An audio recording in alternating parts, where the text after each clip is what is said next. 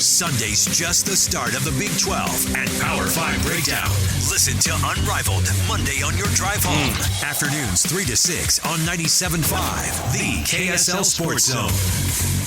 Busy week ahead in the Big 12 Conference. We're always keeping tabs on all things Big 12 football here on First and 12. Mitch Harper, Alex Kirry.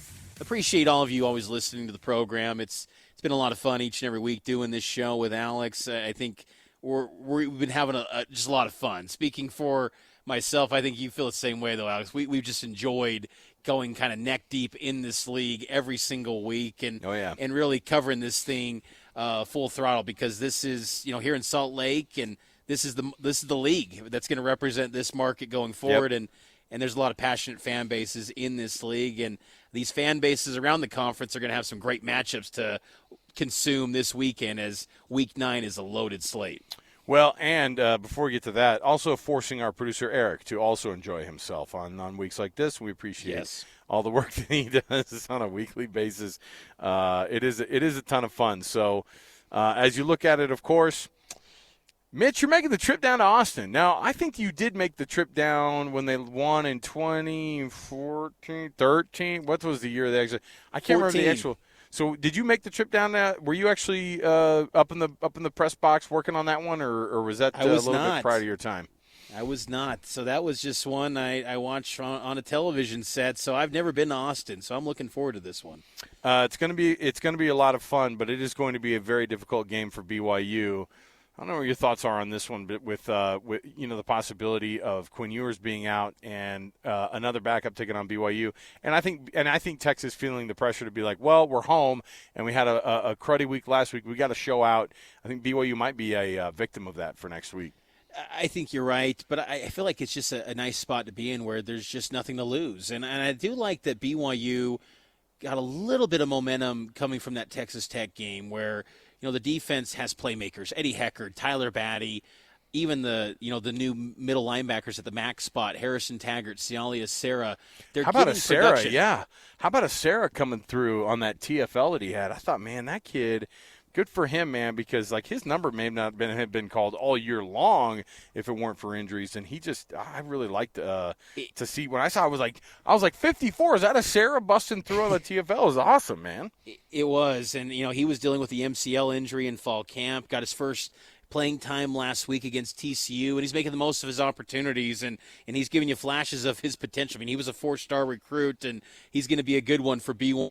So I like that they just go into a setting where there's low pressure, and because Kalani teams, they do well in low pressure games. Think about Wisconsin in 2018. When they're just kind of written off and there's no expectations to perform, they do well. And look, they got the vampire thing against them. It's a 1:30 kick. It's going to be on ABC, and we'll have it on KSL News Radio. Maybe they can, in that trend of playing poorly in the day, but there's nothing to lose. And, everyone's going to expect you to lose, so just go in loose, play your best, and see what happens. Kind of like what Houston had today or yesterday. If BYU can just be in the game in the fourth quarter, hey, I'd be just fascinated to see how that happens, because then Texas is getting a little uneasy, and they might do a little finger pointing, and BYU maybe can capitalize. So let's just see what happens.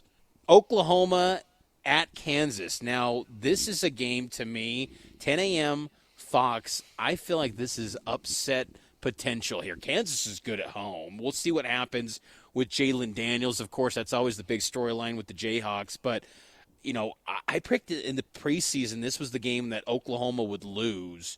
I thought that they'd lose to Texas, but they obviously got that one. I feel like Kansas pulls an upset here. Well, and they're coming off maybe edges themselves. Right, and they're coming off the bye, right? And so the thing is that maybe they come out and they go, hey, do the thing what BYU is supposed to do, and they didn't do it. Come out refreshed, get after Oklahoma, who, hasn't had a break yet, and they're looking, is 7-0, and Kansas is coming in there going, hey, we just came off a bye. We'll see if you guys can figure this out week in and week out. Although Oklahoma's probably going, yeah, we're not going to let our guard down again like we did against UCF. Houston at Kansas State.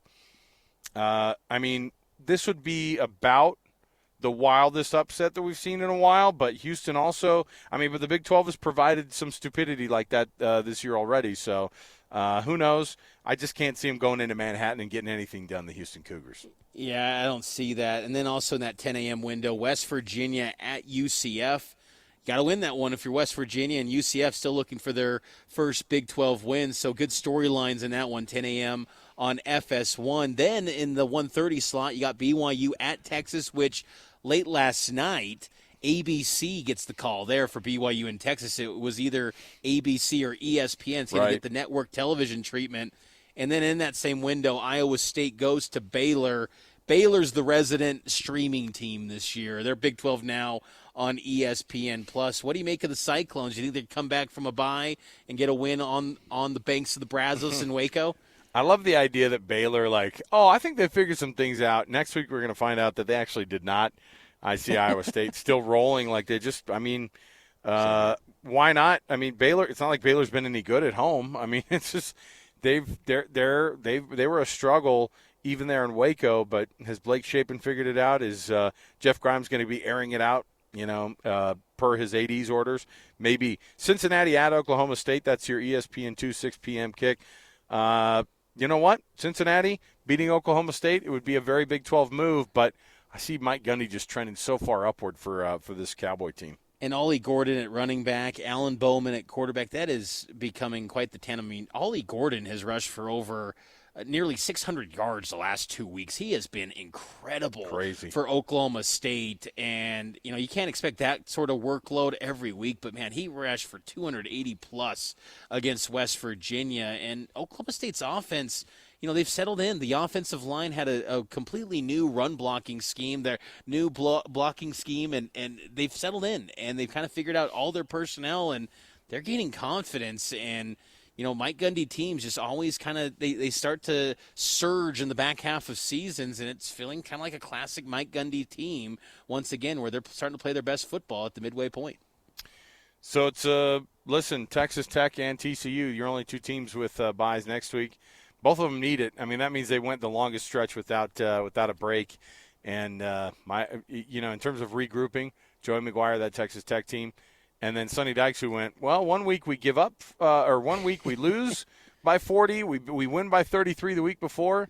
It's a wild thing, man. And to see that TCU team be so much different than they were last year, and to already have 4 losses in the season is just crazy. So and it's wild too, Alex, Yeah. to think that those teams are already 8 games down. You're thinking, I whoa, know. we only got 4 games left. I'm leaving Provo last night, and I'm seeing, whoa, Texas Tech's 3-5. I think I only got 4 games left. Like it is.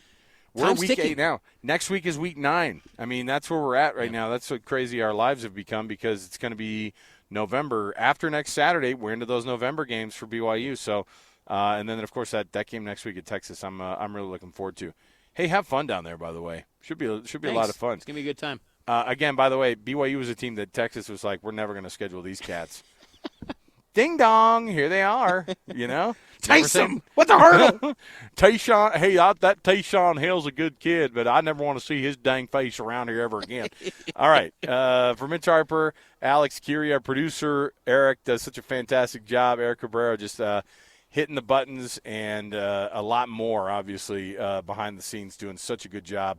We appreciate all the work he does every week. So for Mitch Harper, I'm Alex Kirry. You can hear both of us, Cougar Nation, tomorrow for Mitch. And, of course, you can hear me 3 to 6 on the KSL Sports Zone as well. Tune in all week long on the KSL Sports Zone. We're going to break down all of the local teams, and Mitch and Matt Baiamonte on Cougar Sports Saturday. Did I get us all in there, Mitch? Did everything get promoted? We got it all. Okay.